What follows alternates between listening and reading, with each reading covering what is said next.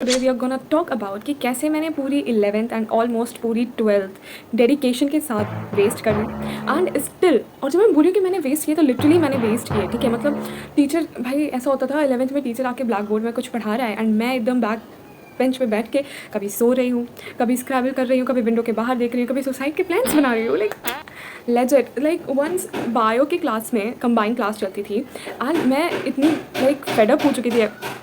Sorry for the background noise if it's right. हाँ, तो मैं इतनी फेडअप हो चुकी थी सब चीज़ों से कि I was like sleeping on the desk, like मैं डोज ऑफ हो गई। एंड दैट बायो का teacher, it was a combined class, okay. तो सारे सेक्शंस आके क्लास में, एक क्लास में बैठे थे, सारे बच्चे थे अलग अलग सेक्शन के। एंड ही वाज, ओ बेटा सो गई क्या, हेलो बेटा good morning. And I was like oh my God.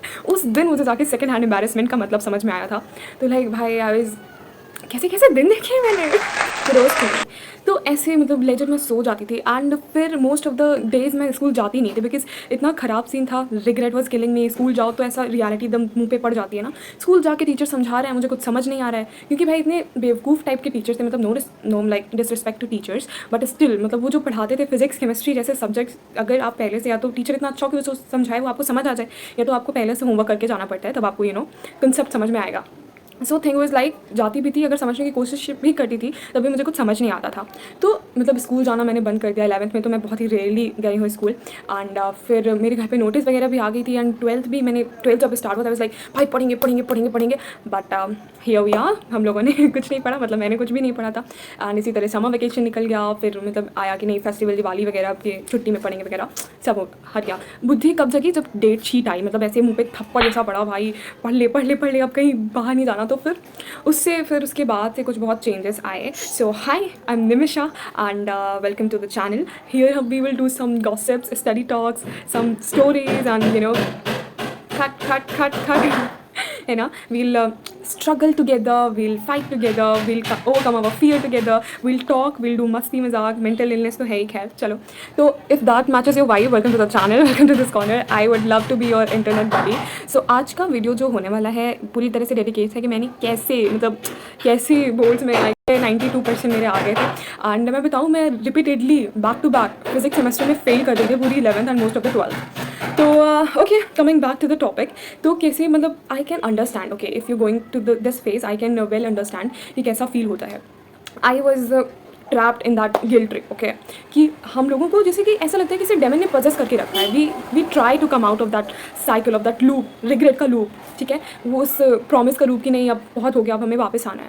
But still कितना भी ट्राई कर लो, वो उस ट्रैप से हम लोग बाहर आ ही नहीं पाते। एंड फिर जो फ्रस्ट्रेशन होती है, डिप्रेशन होता है, that's too overwhelming. I can understand, I was there, I have been there and I my guess sort of still there only.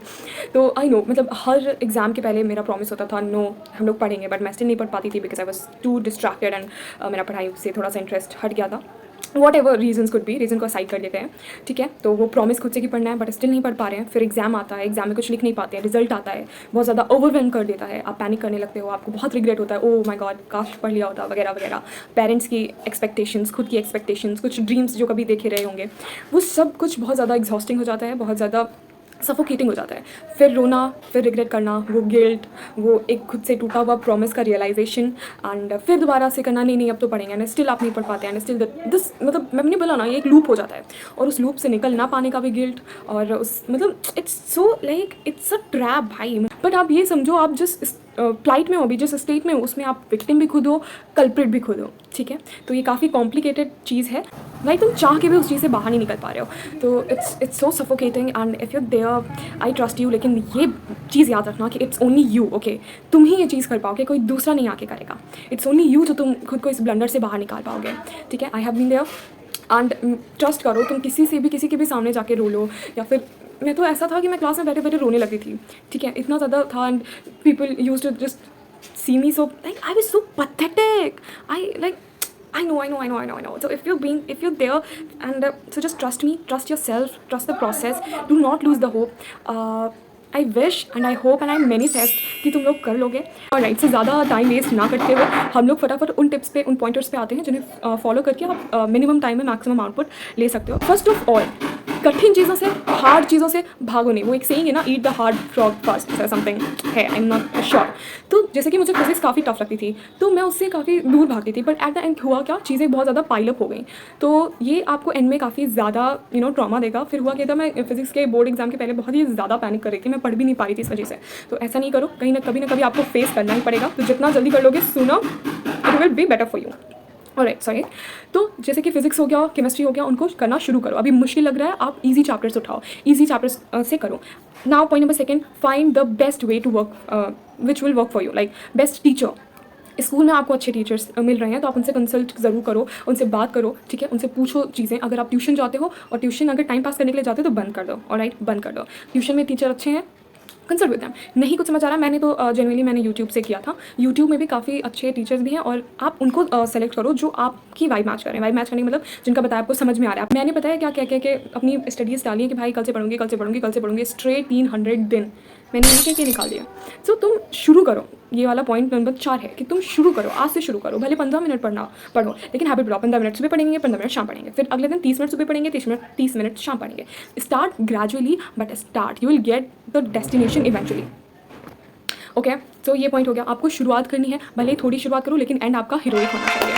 Alright, now number 5, मतलब stick to the PYQs। PYQs को अपना god बना लो। Bible, Quran, Ramayana, Mahabharata, Gita, सब PYQs are the like मतलब अंधेरी दुनिया में वो एक चांद है, मतलब कुछ समझ लो, ठीक है ना। तो PYQs मैं नहीं बोलूँगी डिट्टो रिपीट हो जाते हैं, उनके कंसेप्ट रिपीट होते हैं, उनकी थीम्स रिपीट होती हैं। आपको एक आइडिया लग जाएगा कैसी चीज़ें आपको ग्रैब करनी है। Stick to the important chapters, important concepts. Do not, मतलब इस चक्कर में मत पड़ो कि तुमने पूरा सिलेबस खत्म कर देना है, सारे क्वेश्चन सॉल्व करने हैं एंड मल्टीपल रिसोर्सेज से करना है। ऐसे करोगे तो बहुत ज़्यादा मेसअप हो जाएगा और काफ़ी ज़्यादा क्लटर हो जाएगा दिमाग। ऐसा नहीं करना है।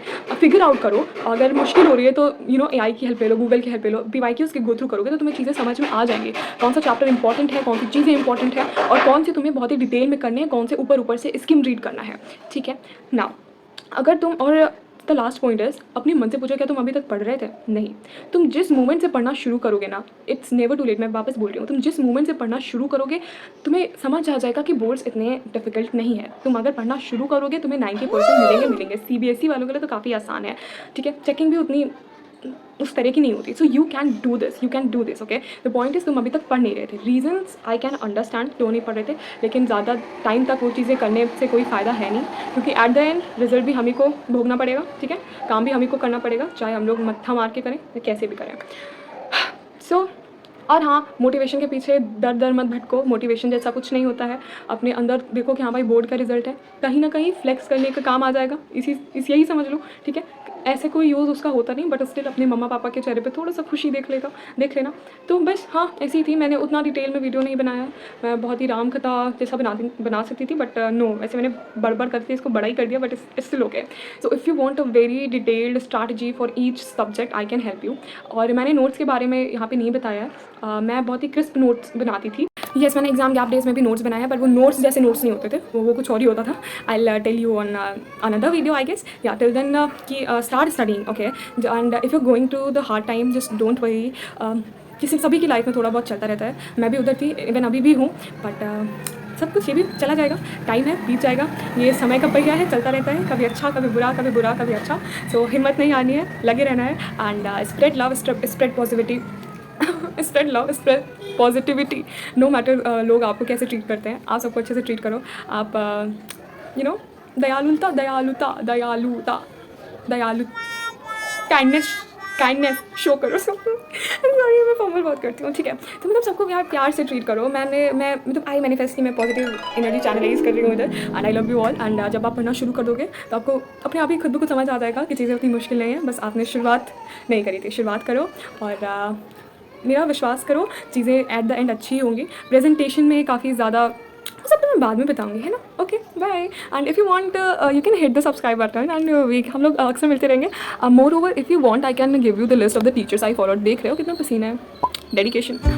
Okay, bye. और मैं वीडियो और ये चैनल मैंने इसे स्टार्ट किया है, ये जो मैंने फील किया वो मैं शेयर करना चाहती हूँ। वो मैं चाहती हूँ कि अगर कोई दूसरा फील कर रहा है तो I want to be friends with them, your online bestie sort of. Okay, I love you all, bye.